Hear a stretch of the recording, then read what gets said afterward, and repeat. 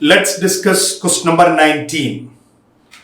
Given below are two statements.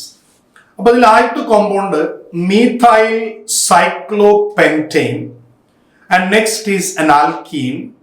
So of course that is normal നമ്മൾ ഉപയോഗിക്കുന്ന നമ്മുടെ straight chain pentene ആയിരിക്കും. So next we have a primary amine and next we have a secondary amine. അപ്പോൾ ആദ്യം തന്നെ നമുക്ക് തന്നിരിക്കുന്ന statement ഇവർ രണ്ടുപേരും എന്താണ് ഐസോമേഴ്സ് ആണ്. യെസ്, നമുക്ക് നോക്കാം അവർ ഐസോമേഴ്സ് ആകണമെങ്കിൽ അവരുടെ മോളിക്കുലർ ഫോർമുല സെയിം ആകണം. അപ്പൊ നമ്മൾ നോക്കുന്നു 1 2 3 4 5 6 carbon. 1 2 3 4 5 6 carbon. Yes, double bond equivalence 1 തന്നെയാണ്. അപ്പോൾ തീർച്ചയായും അവർ ഐസോമറിക് കോമ്പൗണ്ട്സ് ആണ്.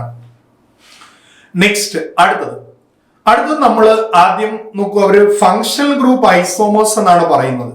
അപ്പൊ നമ്മൾ എന്ത് ചെയ്യണം, ഐസോമേഴ്സ് ആണോ എന്ന് അറിയണമെങ്കിൽ ആദ്യം അവരുടെ കാർബൺ എണ്ണം ശരിയാണോ എന്ന് ചെക്ക് ചെയ്യണം. Let's count carbon. So 1 2 3 4 5. 1 2 3 4 and 5.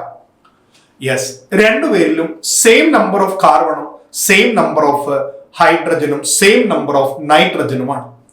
പക്ഷേ ആദ്യം തന്നിരിക്കുന്ന ഈ വ്യക്തി നിങ്ങൾക്ക് എല്ലാവർക്കും അറിയാം ഇത് പ്രൈമറി അമീനാണ്. എന്നാൽ രണ്ടാമത്തെ വ്യക്തി നിങ്ങൾ നോക്കിയാൽ അയാൾ സെക്കൻഡറി അമീനാണ്. സോ ഇവർ തമ്മിലുള്ള ബന്ധം എന്ത്?